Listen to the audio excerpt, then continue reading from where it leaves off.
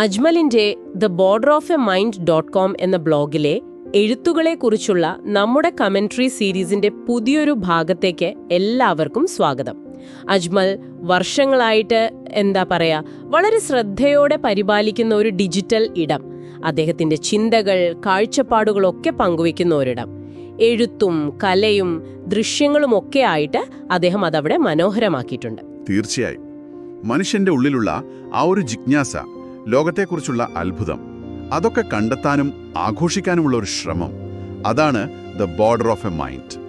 വ്യക്തിപരമായ വളർച്ച, പിന്നെ ജീവിതാനുഭവങ്ങൾ, കലയോടുള്ളൊരു താല്പര്യം, അങ്ങനെയുള്ള വിഷയങ്ങളിലൊക്കെ അജ്മലിന്റെ ആഴത്തിലുള്ള ചിന്തകൾ നമുക്കവിടെ കാണാൻ പറ്റും. വെറും എഴുത്തു മാത്രമല്ല, അദ്ദേഹത്തിന്റെ കല, ഫോട്ടോകൾ, പിന്നെ ആ ചിന്തകളിൽ നിന്നൊക്കെ പ്രചോദനം ഉൾക്കൊണ്ട് ഉണ്ടാക്കിയിട്ടുള്ള പോഡ്കാസ്റ്റുകൾ, അതും അവിടെയുണ്ട്. ഇന്ന് നമ്മൾ കുറച്ചുകൂടി ഫോക്കസ് ചെയ്യുന്നത് അജ്മലിന്റെ എവറി സ്റ്റെപ്പ് ഇസ് വാല്യുബിൾ, അതായത് ഓരോ ചുവടും വിലപ്പെട്ടതാണ് എന്നൊരു ബ്ലോഗ് പോസ്റ്റിനെ കുറിച്ചാണ്.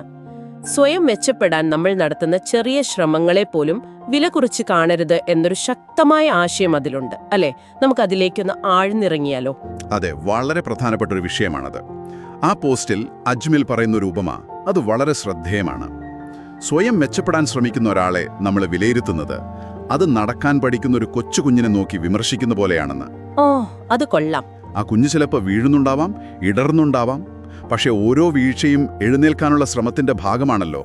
ആ ലക്ഷ്യത്തിലെത്താനുള്ള ഒരു തീവ്രമായ പരിശ്രമം, അതിനെയാണ് നമ്മൾ കാണേണ്ടത്. ആ ഒരു താരതമ്യം അത് വളരെ ശക്തമായി തോന്നി. കാരണം നമ്മൾ പലപ്പോഴും മറ്റൊരാളെ തുടക്കത്തെ നമ്മുടെ ഇപ്പോഴത്തെ അവസ്ഥയുമായിട്ട് താരതമ്യം ചെയ്യാൻ നോക്കാറുണ്ട്. അജ്മൽ പറയുന്ന ആ വിത്തിന്റെ ഉപമയില്ലേ, അതും ഓർമ്മ വന്നു. ഒരാളിപ്പോ ഒരു വിത്ത് നടുന്നതേ ഉണ്ടാവുകയുള്ളൂ. നമ്മളാണെങ്കിൽ ഒരു പക്ഷേ നന്നായി വളർന്ന ഒരു ചെടിയെ നോക്കുന്ന തിരക്കിലായിരിക്കാം. പക്ഷേ ആ വിത്തിലൊരു വലിയ സാധ്യതയുണ്ടെന്ന് നമ്മൾ ഓർക്കാറുണ്ടോ? അതാണ് അവിടുത്തെ പ്രധാന പോയിന്റ്.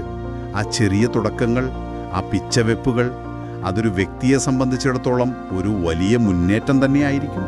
അജ്മൽ ഒരു പടി കൂടി കടന്നു ചിന്തിക്കുന്നുണ്ട്. അത്തരം ശ്രമങ്ങളെ, അതെത്ര ചെറുതാണെങ്കിലും ഒരു ഉയർന്ന ശക്തി പോലും വിലമതിക്കുന്നുണ്ടാവാം എന്ന്. ശരിയാണ്. അതൊരു ഒരു ദൈവികമായ തലം കൂടി കൊടുക്കുന്നുണ്ട് ആ ശ്രമങ്ങൾക്ക്, അല്ലേ?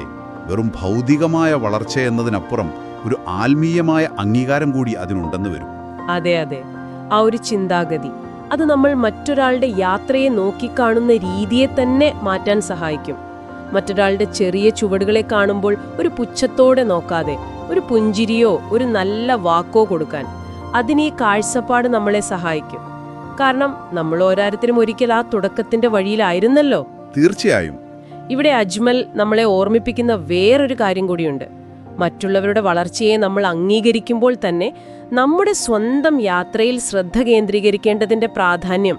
ശരിയാണ്. ആ വലിയ ഓക്ക് മരത്തിന്റെ ഉപമയില്ലേ, അതും അതുതന്നെയാണ് പറയുന്നത്. ഇന്ന് കാണുന്ന വലിയൊരു ഓക്ക് മരം അത് പണ്ട് ഒരു ചെറിയ വിത്തായിരുന്നല്ലോ.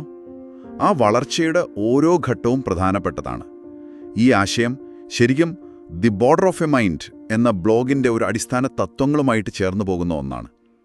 ജിജ്ഞാസയോടെ ലോകത്തെ കാണുക, സ്വയം മനസ്സിലാക്കാൻ ശ്രമിക്കുക, പിന്നെ നമ്മുടെ സാധാരണ ജീവിതത്തിലെ ആ ഒരു അസാധാരണ സൗന്ദര്യം കണ്ടെത്തുക, നിരന്തരമായ വ്യക്തിഗത വളർച്ച, ഇതൊക്കെയാണ് അജ്മൽ എപ്പോഴും തൻ്റെ എഴുത്തിലൂടെയും കലയിലൂടെയും പറയാൻ ശ്രമിക്കുന്നത്. എവറി സ്റ്റെപ്പ് ഈസ് വാല്യുബിൾ എന്ന ഈ പോസ്റ്റ് ആ വലിയൊരു ചിത്രത്തിന്റെ ഒരു ഭാഗം മാത്രം. അപ്പോ ഈ ഒരു ചർച്ചയിൽ നിന്ന് നമുക്ക് പ്രധാനമായിട്ടും എന്താണ് എടുക്കാൻ പറ്റുന്നത്? സ്വയം മെച്ചപ്പെടാനുള്ള ഓരോ ചെറിയ ശ്രമവും, അത് നമ്മുടേതായാലും ശരി, മറ്റൊരാളുടേതായാലും ശരി, അതിന് അതിൻ്റെതായ ഒരു വിലയുണ്ട്. അതിനെ നിസ്സാരമാക്കരുത്. സാധിക്കുമെങ്കിൽ പ്രോത്സാഹിപ്പിക്കുക. ഒരു പക്ഷേ നമ്മുടെ ഒരു ചെറിയ പ്രോത്സാഹനം അവർക്ക് വലിയൊരു ഊർജം കൊടുത്തേക്കാം. തീർച്ചയായും. അജ്മലിന്റെ ഈ ചിന്തകളും അദ്ദേഹത്തിന്റെ മറ്റ് എഴുത്തുകളും, പിന്നെ കലാ, ഫോട്ടോകൾ, പോഡ്കാസ്റ്റുകളൊക്കെ നിങ്ങൾക്ക് theborderofamind.com എന്ന വെബ്സൈറ്റിൽ കാണാം. നല്ല പ്രചോദനവും പുതിയ ചിന്തകളുമൊക്കെ തരുന്ന ഒരിടമാണിത്. ഒരു വെർച്വൽ ലോകത്ത് കുറച്ച് ശാന്തമായിരുന്ന ചില നല്ല കാര്യങ്ങൾ വായിക്കാനും കാണാനും കേൾക്കാനും ഒക്കെ താല്പര്യമുണ്ടെങ്കിൽ തീർച്ചയായും അവിടെ നിന്ന് പോകാവുന്നതാണ്. അജ്മലിന്റെ എഴുത്തുകളെക്കുറിച്ചുള്ള കൂടുതൽ വിശകലനങ്ങളും ചർച്ചകളുമായി ഞങ്ങൾ വീണ്ടും വരാം. അതുവരെ നിങ്ങളൊന്ന് ആലോചിച്ചു നോക്കൂ. മറ്റൊരാളുടെ ചെറിയ ചുവടുവെപ്പുകളെ കാണുമ്പോൾ നിങ്ങളുടെ പ്രതികരണം എന്തായിരിക്കണം? ആ ചെറിയ ചുവടിനെ ഒന്ന് അംഗീകരിക്കാൻ നിങ്ങൾക്ക് കഴിയുമോ?